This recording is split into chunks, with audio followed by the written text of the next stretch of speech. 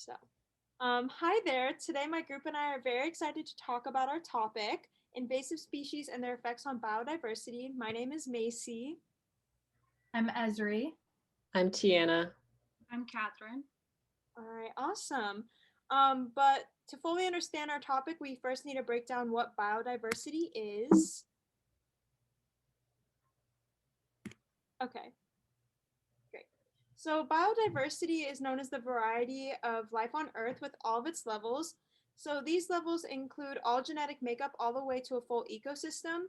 And if biodiversity didn't exist, then an ecosystem wouldn't function the way that it's meant to. So, it's very important. Right. Biodiversity is measured in 3 ways. So we have alpha diversity, which is having richness and evenness of the individuals in the habitat.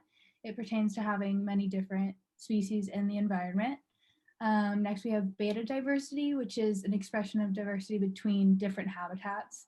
So it's observed when looking at what different habitats have in common or differently. Then we have gamma diversity, which is seen in the diversity of habitats or landscapes of the specific region. And we have the next slide. All right, so biodiversity is extremely important and necessary for an environment to be stable and overall functioning. Plants and animals are linked to each other through the food chain. So in the picture on the right, we have the ecological pyramid. And like a slight change in this pyramid or any of the organisms would completely throw off the biodiversity in the whole ecosystem and can cause many problems. So biodiversity is super important for all that and even human nutrition because of the influence it has on food production. The crops and livestock are harvested for food. So if the soil is not balanced or having the specific nutrients that is needed to grow the crops and everything, it'll throw off the whole ecosystem since it's the base of it. Okay. I'll be talking about the loss of biodiversity. So in 2006, terms such as threatened, endangered, and rare arose in order to describe species status on Earth. So the destruction of Earth's biodiversity mainly comes from humans. Jared Diamond identified the evil quartet, as he called it, which describes habitat destruction, secondary extinctions, and introduced species, which are similar to those identified by another guy named Edward Wilson. And he had this thing called HIPPO, which is an acronym that describes habitat destruction, climate change, invasive species, pollution, human overpopulation, and overharvesting. Then all these combined are major causes of biodiversity loss. All right, and then we have the causes of biodiversity and the effects. So the causes can be because of natural disasters, so like droughts, floods, wildfires, earthquakes, and those can all like very intricately and overall affect the biodiversity of an environment. A biodiverse environment or ecosystem that is a good example is a tropical rainforest. So they cover around 10% of the planet's surface, but contain around 90% of all species on the planet. So it's a super biodiverse ecosystem. Biodiversity affects the world and is necessary for survival, as I said before. A simple single change in that can throw off the entire ecosystem. And it opens up the possibility of having many larger ecosystems with the biodiversity of each little ecosystem. So this is caused by an increase in the productivity of a specific ecosystem with a larger amount of plant species, which would produce more crops that can be harvested for livestock. And it can also increase the space for nutrient storage and recycling, and of course, breaking down of pollutants.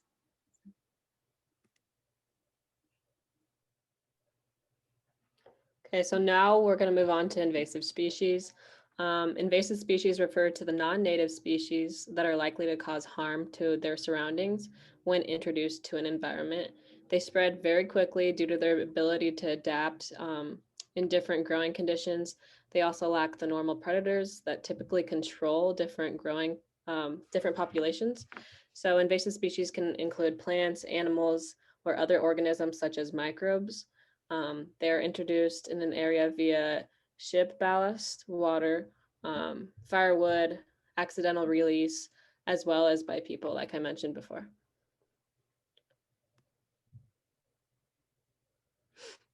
So this is the National Invasive Species Council, and they're also known as NICS, which provides the highest level of leadership in which this council works to prevent, eradicate, and control invasive species and restore ecosystems that have been impacted. So early detection and rapid response is a key aspect of managing invasive species. This council uses the latest technology to help fight against invasive species, including systems at NASA and genetic work within other organizations that are well known. There's a feedback mechanism between invasive species and fire, which has caused a number of invasive species, grass-induced wildfires, to grow at an alarming rate. This council is committed to reducing the impacts of invasive species by deciding to protect what matters and working together, which has led them to making a game-changing advances in prevention, eradication, and control. So the impacts of invasive species. In developing countries, invasive species affect the productivity of agriculture, forestry, and fishing, which limits the ability for producers to access export markets. They're also a major threat to the lives of people who live in the same areas.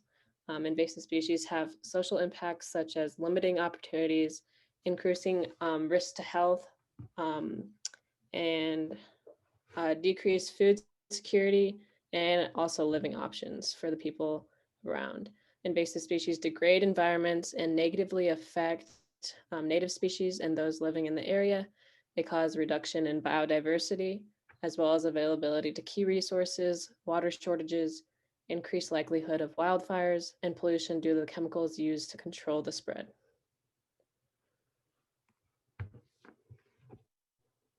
Okay, so invasive species and biodiversity. Invasive species are the second largest threat to biodiversity.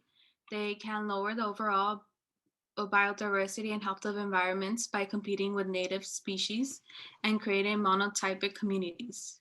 Invasive species are highly adaptable and compete with local species. They are able to breed and spread quickly, dominating an area. Direct threats of invasive species include competing for food, preying on local species, and carrying diseases. Indirect threats of invasive species include destroying food sources.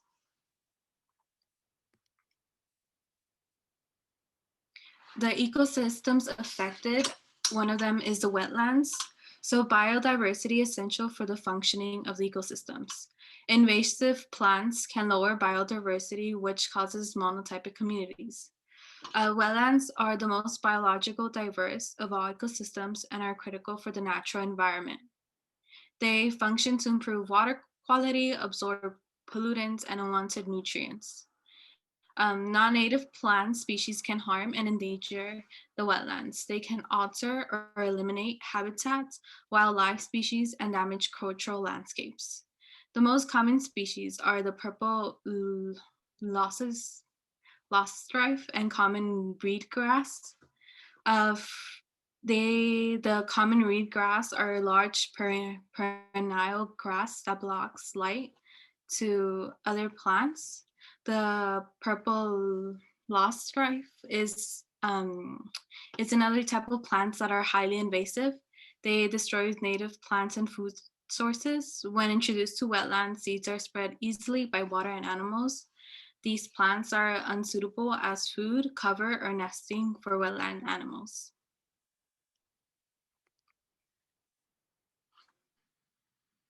All right, so one example of an invasive species is the Asian carp. They are found to be popular within the midsection of the United States. These fish are known to eat over 20% of their body weight in plankton, which led them to be used as filter feeders.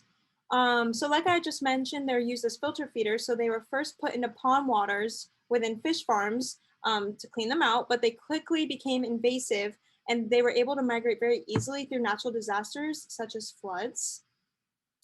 And another example includes the spotted knapweed.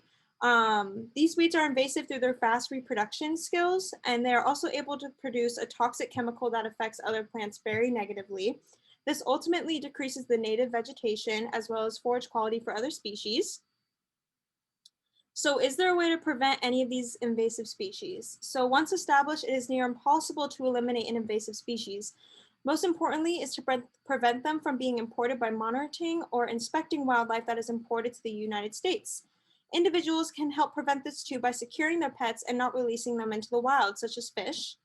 Other ways to help prevent the spread is by following the clean, dry procedure, which pertains to boats and equipment leaving water access, and by not moving any firewood. Prevention is the most cost-effective solution. Over time management costs increase and the likelihood of eradication decreases. There are 3 methods for control and treatment of invasive species, which are biological, mechanical, and chemical. Biological control is using native plants to outcompete the invasive plants. Mechanical control includes mowing and completely removing the plants.